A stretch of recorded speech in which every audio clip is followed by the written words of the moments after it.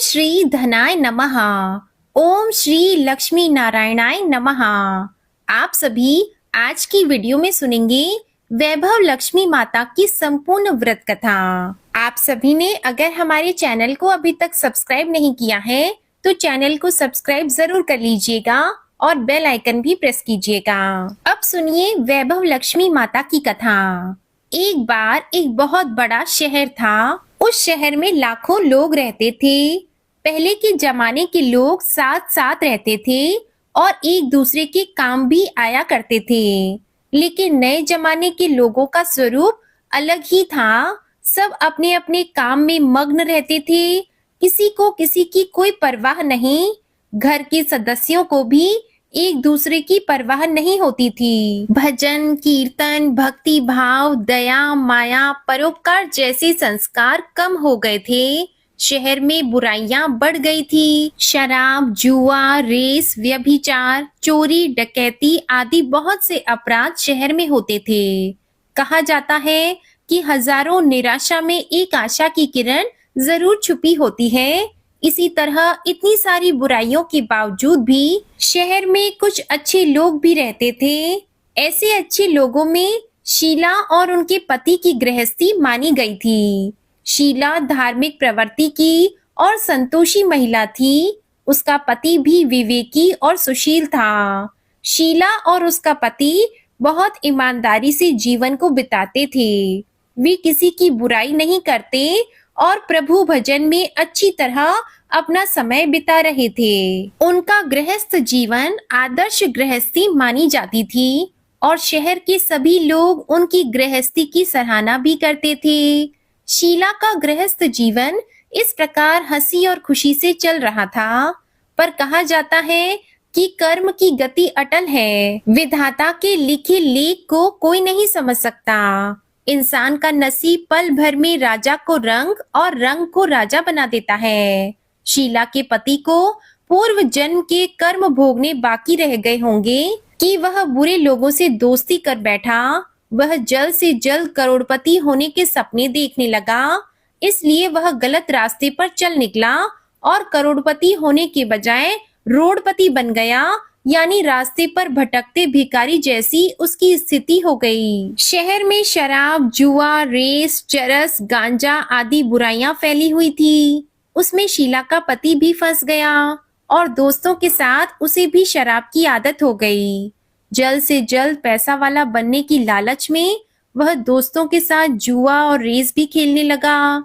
इस तरह बचाया हुआ धन पत्नी के गहने सब कुछ उसने रेस जुए में गंवा दिया। समय के बदलाव के साथ घर में दरिद्रता और भूखमरी फैल गई। सुख से खाने के बजाय 2 वक्त के भोजन के भी लाले पड़ गए और शीला को अब पति की गालियां खाने का समय आ गया था। शीला बहुत ही सुशील और संस्कारी महिला थी। उसको पति के बर्ताव से बहुत ही दुख होता था, किंतु वह भगवान पर भरोसा करके बहुत बड़ा दिल रखकर इस दुख को सहने लगी। कहा जाता है कि सुख के बाद दुख और दुख के पीछे सुख आता ही है, इसलिए दुख के बाद सुख भी आएगा। ऐसे ही विश्वास के साथ शीला प्रभु भक्ति में लीन हो गई। इस तरह वह असहाय दुख सहते सहते प्रभु भक्ति में ही अपना समय बिताने लगी। अचानक एक दिन दोपहर में उसके द्वार पर किसी ने दस्तक दी तो शीला ने सोचा कि मुझ जैसे गरीब के घर इस वक्त कौन आया होगा। फिर भी द्वार पर आए हुए अतिथि का सत्कार करना चाहिए। ऐसे आर्य धर्म के संस्कार वाली शीला ने खड़े होकर द्वार खोला तो देखा एक माजी खड़ी है। वे उम्र में बड़ी लगती थी, किंतु उनके चेहरे पर अलौकिक तेज दिख रहा था। उनकी आंखों में से मानो अमृत बह रहा हो। उनके भव्य चेहरे से करुणा और प्यार छलक रहा था। उनको देखते ही शीला के मन में अपार शांति छा गई। वैसे शीला इन माजी को पहचानती नहीं थी, फिर भी उन्हें देखकर उसके रोम रोम में आनंद छा गया। शीला माजी को आदर के साथ घर में ले आई और घर में बिठाने के लिए कुछ भी नहीं था, इसलिए उसने सकुचाकर एक फटी हुई चादर पर उन्हें बिठाया। माजी ने कहा, क्यों शीला, मुझे पहचाना नहीं? तो शीला ने सकुचाकर कहा, माँ, आपको देखते ही बहुत खुशी हो रही है, बहुत शांति मिल रही है। ऐसा लगता है कि मैं बहुत दिनों से जिसे ढूंढ रही थी, आप वही हैं, पर मैं आपको पहचान नहीं पाई। तब माँ जी ने हंसकर कहा, क्यों भूल गई? हर शुक्रवार को लक्ष्मी जी के मंदिर में भजन कीर्तन होते हैं, तब मैं भी वहां आती हूँ। वहां हर शुक्रवार को हम मिलते हैं। पति जब से गलत रास्ते पर चला गया था, तब से शीला बहुत दुखी हो गई थी और दुख के मारी अब वह लक्ष्मी जी के मंदिर में भी नहीं जाती थी। बाहरी लोगों के साथ नजरें मिलाते भी उसे शर्म आती थी। उसने दिमाग पर जोर दिया, पर वह उन माँ जी को याद नहीं कर पाई। तभी माँ जी ने कहा कि तू लक्ष्मी जी के मंदिर में कितने मधुर भजन गाती थी, अभी तू दिखाई नहीं देती, इसलिए मुझे लगा कि कहीं तू बीमार तो नहीं हो गई। यही सोचकर मैं तुझसे मिलने के लिए यहाँ चली आई। माँ जी के अति प्रेम भरे शब्दों से शीला का हृदय पिघल गया, उसकी आंखों में आंसू आ गए। माँ जी के सामने वह बिलक बिलक कर रोने लगी। यह देखकर माँ जी शीला के नजदीक आई और उसकी सिसकती पीठ पर प्यार भरा हाथ फेरकर उसे सांत्वना दी। तब माँ जी ने कहा, बेटी, सुख और दुख तो धूप छांव जैसे होते हैं। सुख के पीछे दुख आता है तो दुख के पीछे सुख भी जरूर आता है। धैर्य रखो बेटी। और तुझे क्या परेशानी है? अपने दुख की बात मुझे सुना, तेरा मन भी हल्का हो जाएगा और तेरे दुख का कोई उपाय भी मिल जाएगा। तब माँ जी की बात को सुनकर शीला के मन को शांति मिली। उसने माँ जी से कहा, माँ जी, मेरी गृहस्थी में भरपूर सुख और खुशियां थी। मेरे पति भी सुशील थे कि अचानक हमारा भाग्य हमसे रूठ गया और मेरे पति बुरी संगति में फंस गए, बुरी आदतों के शिकार हो गए और अपना सब कुछ गवा बैठे। अब हम रास्ते के भिखारी जैसे बन गए हैं। तब यह सुनकर माँ जी ने कहा, ऐसा कहा जाता है कि कर्म की गति न्यारी होती है। हर इंसान को अपने कर्म भुगतने ही पड़ते हैं। इसलिए बेटी, तू चिंता मत कर, अब तू कर्म भुगत चुकी है, अब तुम्हारे सुख के दिन अवश्य आएंगे। तू तो माँ लक्ष्मी जी की भक्त है। माँ लक्ष्मी जी तो प्रेम और करुणा की अवतार हैं। वे अपने भक्तों पर हमेशा ममता रखती हैं। इसलिए तू धैर्य रखकर महालक्ष्मी जी का व्रत कर, इससे सब कुछ ठीक हो जाएगा। माँ लक्ष्मी जी का व्रत करने की बात को सुनकर शीला के चेहरे पर एक चमक आ गई। उसने माँ से पूछा, माँ, लक्ष्मी जी का व्रत कैसे किया जाता है? वह मुझे समझाइए, मैं यह व्रत अवश्य करूंगी। माँ जी बोली, बेटी, महालक्ष्मी जी का व्रत बहुत सरल है। उसे वर लक्ष्मी व्रत या वैभव लक्ष्मी व्रत भी कहा जाता है। यह व्रत करने वाले की सभी मनोकामनाएं पूर्ण होती हैं। वह सुख, संपत्ति और यश प्राप्त करता है। ऐसा कहकर माँ जी वैभव लक्ष्मी व्रत की विधि बताने लगी। बेटी, वैभव लक्ष्मी व्रत वैसे तो सीधा साधा व्रत है, किंतु कई लोग इस व्रत को गलत तरीके से करते हैं, इसलिए उसका पूरा फल नहीं मिलता। कई लोग कहते हैं कि सोने के गहने की हल्दी कुमकुम से पूजा करो, बस व्रत हो गया, पर ऐसा नहीं होता। कोई भी व्रत शास्त्रीय विधि से करना चाहिए, तभी उसका फल मिलता है। और सच्ची बात यह है कि सोने के गहनों का विधि से पूजन करना चाहिए। व्रत की उद्यापन विधि भी शास्त्रीय विधि से करनी चाहिए। यह व्रत शुक्रवार को करना चाहिए। प्रातः काल स्नान करके साफ स्वच्छ कपड़े पहनो और सारा दिन जय माँ लक्ष्मी का स्मरण करते रहो। किसी की शिकायत नहीं करनी चाहिए। शाम को पूर्व दिशा में मुख करके आसन पर बैठ जाओ। सामने चौकी रखकर उस पर रुमाल रखो। रुमाल पर चावल का छोटा सा ढेर करो। उस ढेर पर पानी से भरा तांबे का कलश रखकर कलश पर एक कटोरी रखो। उस कटोरी में एक सोने का गहना रखो। सोने का ना हो तो चांदी का भी रख सकते हो।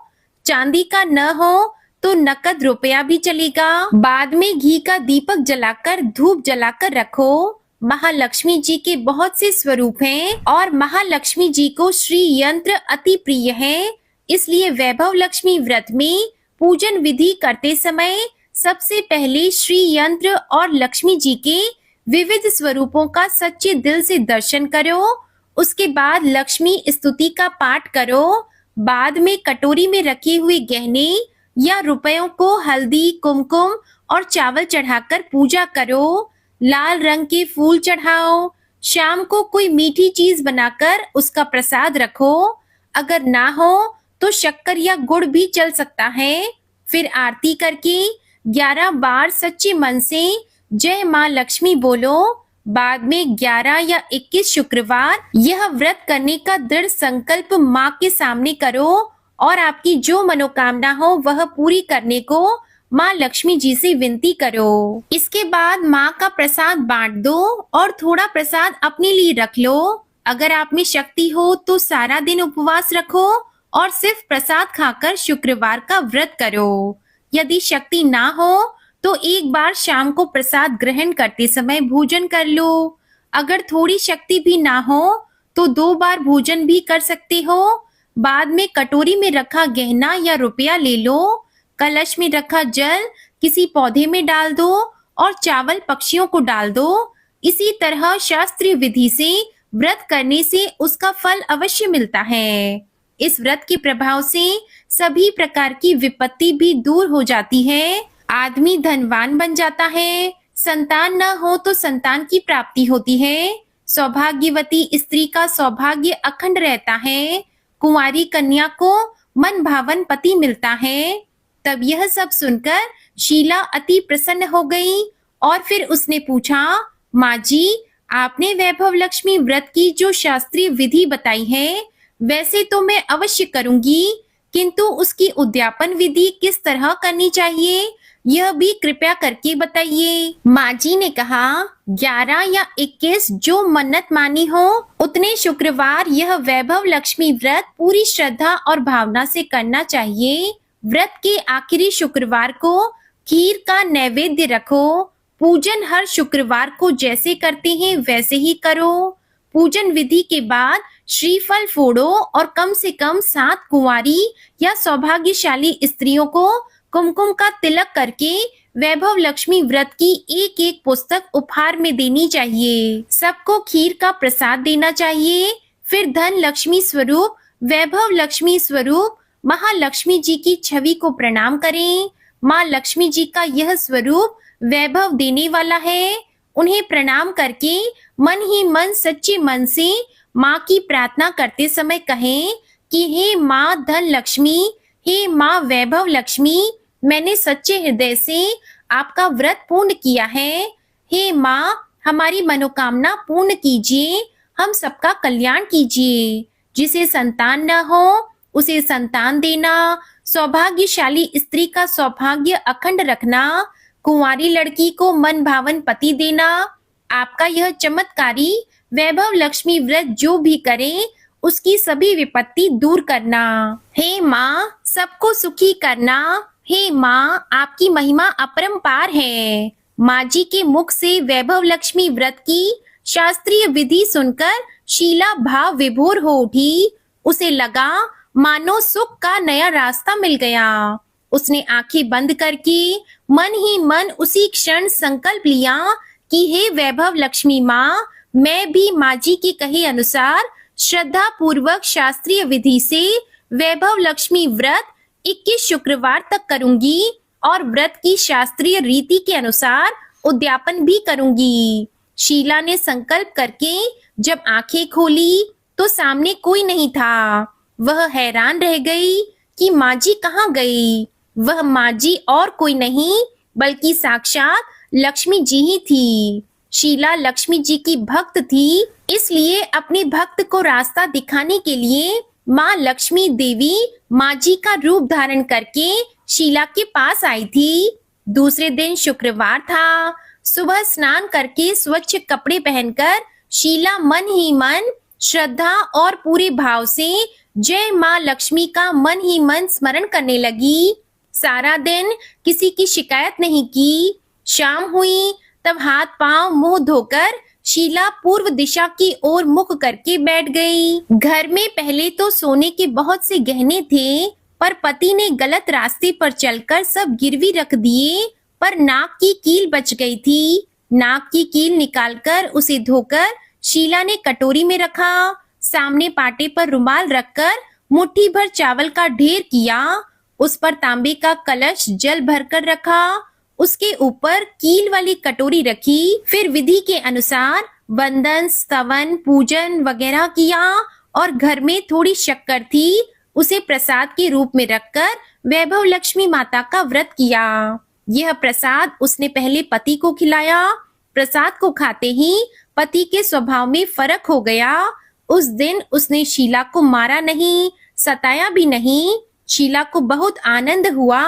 उसके मन में वैभव लक्ष्मी व्रत के प्रति श्रद्धा बढ़ गई। शीला ने पूर्ण श्रद्धा भक्ति से 21 शुक्रवार तक व्रत किया। 21वें शुक्रवार को विधि पूर्वक उद्यापन विधि करके 7 स्त्रियों को वैभव लक्ष्मी व्रत की 7 पुस्तकें उपहार में दी। फिर माता जी के धन लक्ष्मी स्वरूप की छवि को वंदन करके भाव से मन ही मन प्रार्थना करने लगी, हे माँ धन लक्ष्मी, मैंने आपका वैभव लक्ष्मी व्रत करने की मन्नत मानी थी, वह व्रत आज पूर्ण किया है। हे माँ, मेरी हर विपत्ति दूर करो, हम सबका कल्याण करो। जिसे संतान न हो उसे संतान देना, सौभाग्यवती स्त्री का सौभाग्य अखंड रखना, कुंवारी लड़की को मन भावन पति देना। जो कोई आपका यह चमत्कारी वैभव लक्ष्मी व्रत करे, उसकी सब विपत्ति दूर करना, सबको सुखी करना। हे माँ, आपकी महिमा अपार है। ऐसा बोलकर लक्ष्मी जी के धन लक्ष्मी स्वरूप की छवि को उसने प्रणाम किया। इस तरह शास्त्रीय विधि से शीला ने व्रत किया और तुरंत ही उसे उसका फल भी मिला। उसका पति सही रास्ते पर चलने लगा और अच्छा आदमी बन गया और कड़ी मेहनत करके वह व्यवसाय करने लगा। धीरे धीरे समय बदला और उसने शीला के गिरवी रखे गहने छुड़ा लिए। अब घर में धन की बाढ़ सी आ गई। घर में पहले जैसी सुख शांति छा गई। वैभव लक्ष्मी व्रत का प्रभाव देखकर मोहल्ले की दूसरी स्त्रियां भी शास्त्रीय विधि से वैभव लक्ष्मी का व्रत करने लगी। हे माँ धन लक्ष्मी, आप जैसा शीला पर प्रसन्न हुई, उसी तरह आपका व्रत करने वाले सभी पर प्रसन्न होना, सबको सुख शांति देना। जय धन लक्ष्मी माँ, जय वैभव लक्ष्मी माँ। प्रिय भक्तजनों, आज सुनिए माता अन्नपूर्णा की कथा। मार्गशीर्ष के महीने में 21 दिनों तक चलने वाला माता अन्नपूर्णा का व्रत बहुत ही चमत्कारी होता है। इस व्रत को सभी भक्त अन्नपूर्णा माता का धन्यवाद करने के लिए, उनकी कृपा को पाने के लिए भी रखते हैं। माँ अन्नपूर्णा की पूजा करने से और इस दिन व्रत रखने से सभी प्रकार के सुख और धन धान्य की प्राप्ति होती है। घर में कभी भी अन्न और धन की कमी नहीं रहती। पुराणों में जो माता अन्नपूर्णा की कथा प्रचलित है, उस कथा के अनुसार प्राचीन समय की बात है। काशी निवासी धनंजय की पत्नी का नाम सुलक्षणा था। वैसे तो उन्हें सारे सुख प्राप्त थे, केवल गरीबी ही उनके दुख का कारण थी। यह दुख उन्हें हर समय सताता रहता था। एक दिन सुलक्षणा ने अपने पति से कहा, स्वामी आप कुछ उद्यम करो तो काम चले। इस प्रकार बैठे बैठे कैसे काम चलेगा।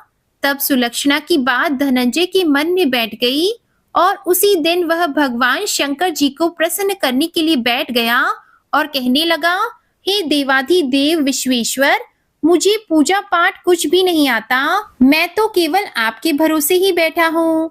ऐसा कहकर विनती करते हुए वह 2 दिन तक भूखा प्यासा बैठा रहा।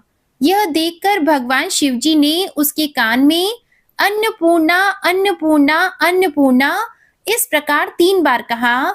यह कौन क्या कह के चला गया। अब धनंजय इसी सोच में पड़ गया। फिर वह मंदिर में जितने भी ब्राह्मण लोग आया करते, भक्त जन आया करते, उन सभी से पूछता कि पंडित जी यह अन्नपूर्णा कौन है। तो ब्राह्मणों ने कहा कि तू अन्न छोड़कर बैठा है, इसलिए तुझे हर समय केवल अन्न की बात ही सूझती है। जा घर जाकर भोजन ग्रहण कर। अब धनंजय घर गया, अपनी पत्नी से सारी बात उसने बताई। तो पत्नी ने कहा, स्वामी आप चिंता मत कीजिए, स्वयं शंकर जी ने ही यह मंत्र आपको दिया है और वे स्वयं इस बात को प्रकट करेंगे। आप फिर से जाकर उनकी आराधना कीजिए। तब धनंजय फिर से जैसे का तैसा यानी कि बिना खाए पिए ही भगवान की पूजा और ध्यान में बैठ गया। अब रात को शंकर जी ने फिर से उसके कान में आज्ञा दी कि जा तू पूर्व दिशा में जा और रास्ते भर अन्नपूर्णा का नाम जपती रहना। इस प्रकार धनंजय अन्नपूर्णा माँ का नाम जपता जाता, रास्ते में फल खाता, झरनों का मीठा पानी पीता और इस प्रकार जाने कितने ही दिनों तक वह लगातार चलता गया। कई दिनों तक लगातार चलने के बाद उसे एक बहुत ही सुंदर वन मिला जो चांदी की तरह उजला था। इस प्रकार उसी वन में एक सरोवर भी था। उसके किनारे जाने कितने ही सुंदर अप्सराएं झुंड बनाकर बैठी हुई थी। उनमें से एक कथा कहती थी और सब माँ अन्नपूर्णा, माँ अन्नपूर्णा, माँ अन्नपूर्णा इस प्रकार बार बार कहती रहती। वह अघन मास की उजियारी रात थी और उसी दिन से ही व्रत का प्रारंभ था। जिस शब्द की खोज करने वह निकला था, धनंजय को उसे वही शब्द वहां भी सुनने को मिला। अब धनंजय ने हिम्मत जुटाकर सभी देवियों के पास जाकर पूछा कि हे देवियों, यह आप क्या कर रही हैं? तब उन सब ने कहा कि हम माँ अन्नपूर्णा का व्रत करती हैं। तब धनंजय ने पूछा कि इस व्रत को करने से क्या मिलता है? इस पूजा का विधान क्या है? क्या किसी और ने भी इस व्रत को किया है? इस व्रत को कब किया जाता है? कैसे किया जाता है? इसकी विधि क्या है? कृपया आप सभी मुझसे भी बताइए। तब वे कहने लगी कि इस व्रत को हर कोई कर सकता है। 21 दिन तक के लिए 21 गांठ का सूत लेना चाहिए। अगर 21 दिन व्रत न कर पाए तो केवल एक दिन भी उपवास कर सकते हैं। अगर एक दिन का उपवास करना भी संभव ना हो तो पूर्णिमा के दिन केवल कथा सुनकर प्रसाद ही ग्रहण कर लेना चाहिए। कथा सुनने से पहले कुछ भी ग्रहण ना करें, निराहार रहकर कथा कहें। कथा सुनने वाला अगर कोई भी ना मिले, अपने सामने पीपल के पत्तों को रखकर या सुपारी या फिर ग्वार पाठे के वृक्ष के सामने बैठकर या दीपक जलाकर या फिर सूर्य, गाय या तुलसी जी या महादेव जी को बिना कथाएं सुनाए मुख में दाना न डालें।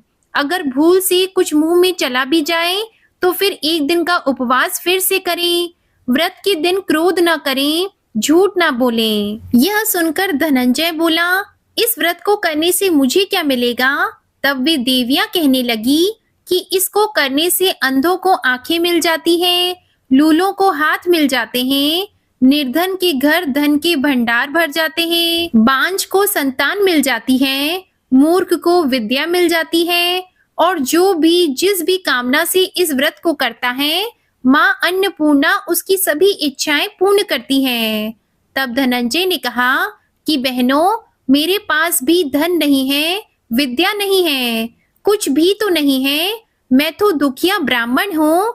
क्या मुझे इस व्रत का डोरा दोगी? तो देवियों ने कहा, हाँ भाई, तेरा कल्याण हो, हम तुझे डोरा देंगी। ले इस व्रत का डोरा ले। फिर धनंजय ने डोरा लेकर व्रत पूर्ण किया। जब व्रत पूरा हुआ तब सरोवर में से 21 खंड की सोने की सीढ़ी हीरे मोती जड़ी हुई प्रकट हुई। धनंजय जय अन्नपूर्णा कहता हुआ जाता जाता इस प्रकार जाने कितनी ही सीढ़ियां वह नीचे उतर गया। जब नीचे उतरा तो उसने देखा कि करोड़ों सूर्यों से प्रकाशमान माँ अन्नपूर्णा का मंदिर है। उसके सामने सोने के सिंहासन पर माँ अन्नपूर्णा विराजमान है और सामने भिक्षा के लिए शंकर भगवान खड़े हुए हैं। देवांगनाएं चंवर डुला रही है, कितने ही हथियार बांधकर पहरा दे रही है। धनंजय दौड़कर माँ अन्नपूर्णा के चरणों में गिर गया। देवी उसके मन का दुख जान गई। धनंजय बोला, माँ, आप तो अंतर्यामिनी हो, आपको अपनी दशा क्या बताऊं?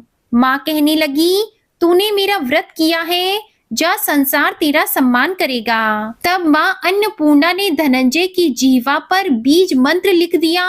अब तो उसके रोम रोम में विद्या प्रकट हो गई। इतने में ही धनंजय ने देखा कि वह तो अपने घर के सामने खड़ा है। अब वह घर आ गया।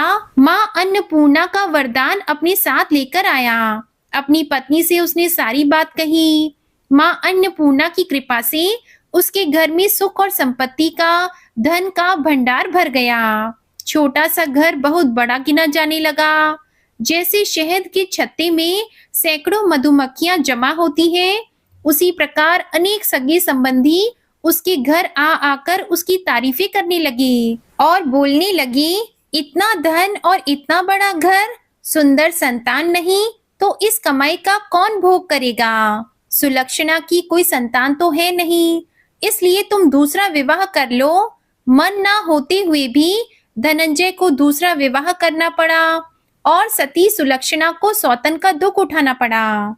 इस प्रकार दिन बीतते गए। फिर अगले साल अगहन का महीना आया। सुलक्षणा ने अपने नए बंधन से बंधे हुए पति से कहलवाया कि हम इस व्रत के प्रभाव से ही सुखी हुए हैं, इसलिए किसी भी प्रकार इस व्रत को छोड़ना नहीं चाहिए। यह माँ अन्नपूर्णा का ही प्रताप है जो आज हम इतने संपन्न और सुखी हैं। सुलक्षणा की बात सुनकर धनंजय उसके यहाँ आया और व्रत में बैठ गया। नई बहू को इस व्रत की कोई खबर नहीं थी। वह तो धनंजय के आने की राह देख रही थी। दिन बीतते गए और व्रत पूरा होने में केवल 3 दिन ही बाकी थे कि नई बहू को खबर मिली। अब उसके मन में ईर्ष्या की ज्वाला दहकने लगी। सुलक्षणा के घर वह आ गई और उसने आते ही वहां भगदड़ मचा दी। वह गुस्सा करती हुई धनंजय को अपने साथ ले गई। नए घर में धनंजय को थोड़ी देर के लिए नींद आ गई। इसी समय नई बहू ने उसके हाथ में बंधा हुआ सूत तोड़कर आग में फेंक दिया। अब तो माँ अन्नपूर्णा का क्रोध जाग उठा। घर में अचानक आग लग गई। सब कुछ उस आग में जलकर खाक हो गया। सुलक्षणा जान गई और पति को फिर अपने घर ले आई। उधर नई बहू रूठकर अपने पिता के घर जा बैठी। पति को परमेश्वर मानने वाली सुलक्षणा बोली, नाथ घबराना नहीं, माँ की कृपा तो अलौकिक है। पुत्र कुपुत्र हो जाता है, लेकिन माँ कुमाता कभी नहीं होती। अब आप श्रद्धा और भक्ति से माँ अन्नपूर्णा की आराधना शुरू कर दो, वह जरूर हमारा कल्याण करेंगी। अब धनंजय फिर से माँ अन्नपूर्णा की पूजा करने लगा। उसी प्रकार उसने पूजा की। फिर से वही सरोवर सीढ़ी प्रकट हुई। उसमें वह माँ अन्नपूर्णा का नाम लेकर उतर गया। वहां जाकर वह माँ के चरणों में रोने लगा। माँ प्रसन्न होकर बोली, ले यह मेरे सोने की मूर्ति ले, तू उसकी पूजा करना, तू फिर से सुखी हो जाएगा। जा, तुझे मेरा आशीर्वाद है। तेरी पत्नी सुलक्षणा ने श्रद्धा से मेरा व्रत किया है, उसे मैंने पुत्र दे दिया है। धनंजय ने आंखें खोली तो फिर से अपने आप को घर के आगे पाया। वह अपने घर के अंदर आया। इधर सुलक्षणा को दिन चढ़े। वह गर्भवती हो गई। 9वां महीना पूरा होते ही उसके घर में पुत्र का जन्म हुआ। गांव में आश्चर्य की लहर दौड़ गई। उसके घर में फिर से सुख और संपत्ति का भंडार भर गया। सभी लोग माँ अन्नपूर्णा को मानने लगे।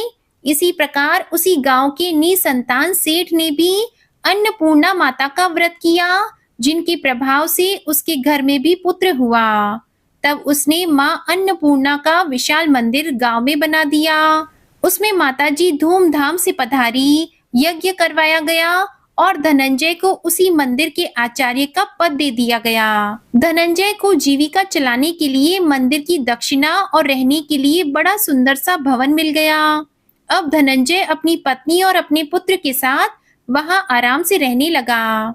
माताजी के चढ़ावे में भरपूर आमदनी होने लगी। उधर नई बहू के पिता के घर डाका पड़ गया। सब कुछ लुट गया और वे गरीब हो गए। भीख मांगकर पेट भरने लगे। सुलक्षणा ने सुना तो उन्हें बुलावा भेजा। उन्हें अलग घर में रखवा लिया और उनके अन्न और वस्त्र का प्रबंध भी करवा दिया। धनंजय, सुलक्षणा और उसका पुत्र अब माँ अन्नपूर्णा की कृपा से बड़े आनंद से रहने लगे। हे माँ अन्नपूर्णा, जैसे आपने उनके घर में भंडार भरे, वैसे ही सबके भरना। इस कथा को कहने, सुनने और हुंकारा भरने वालों के घर में कभी अन्न और धन की कमी ना रहने देना। प्रेम से बोलिए माँ अन्नपूर्णा मैया की जय। अन्नपूर्णा व्रत की दूसरी पौराणिक कथा के अनुसार एक बार पृथ्वी लोक पर सूखा पड़ गया। जमीन बंजर हो गई।